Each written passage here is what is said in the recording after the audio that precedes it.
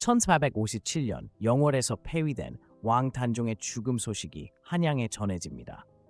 조선 왕조실록에는 폐위된 왕이 병으로 죽었다고 기록되었지만 궁중의 비밀 문서인 간처에는 죽음의 의문이 있다는 기록이 남아 있습니다. 이 사건은 조선 역사상 가장 큰 미스터리 중 하나로 남게 되는데요. 1455년 수양대군은 김종서 등 대신들을 제거하는 계유정난을 일으킵니다.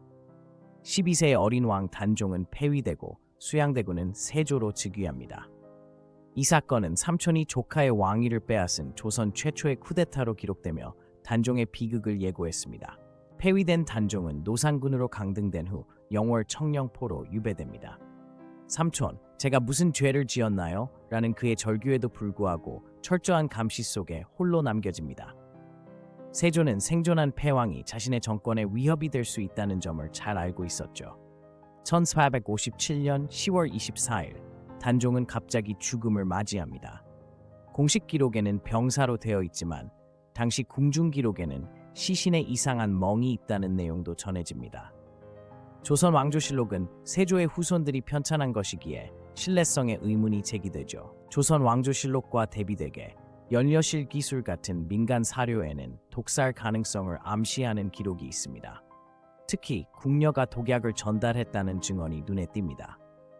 세조가 편찬한 실록과 민간 기록의 차이는 역사 해석의 어려움을 보여줍니다. 세조와 신숙주 등 측근의 문서에서 폐위된 왕의 생존은 반정의 위험을 초래한다는 내용이 발견됩니다.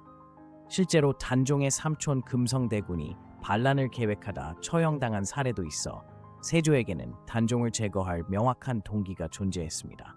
혹독한 유배지 환경과 당시 의학의 한계를 고려할 때 단종이 영양실조나 감염병으로 죽었을 가능성도 배제할 수 없습니다.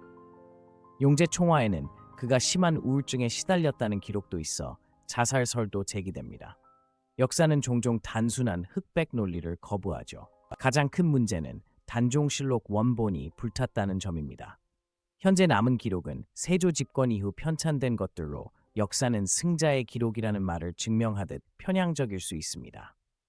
승정원일기 등 다른 문서에서도 모순되는 내용이 발견되죠. 현대 역사학자들 사이에도 의견이 분분합니다. 신병주 교수 등은 세조의 개입 가능성이 높다고 주장하는 반면 이덕일 연구자는 유배지의 혹독한 환경이 주된 사인이라고 봅니다.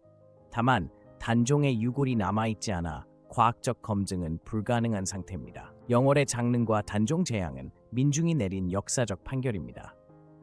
단종애사 같은 민간 전승에는 세조를 임금을 죽인 살수로 저주하는 내용이 가득합니다. 공식 기록과 달리 민중의 기억 속에 단종은 억울한 죽음을 당한 순결한 군주로 남았죠. 580년이 지난 오늘도 단종의 죽음은 미스터리로 남아 있습니다. 세조의 강력한 동기와 기록의 불일치는 정치적 암살 가능성을 시사하지만 결정적 증거는 없습니다. 역사의 아이러니는 권력의 정당성을 위해 진실이 희생당한 사례가 오히려 진실을 더 부각시킨다는 점이죠. 우리는 단종의 죽음을 통해 역사 기록의 중요성과 복잡성을 되새기게 됩니다.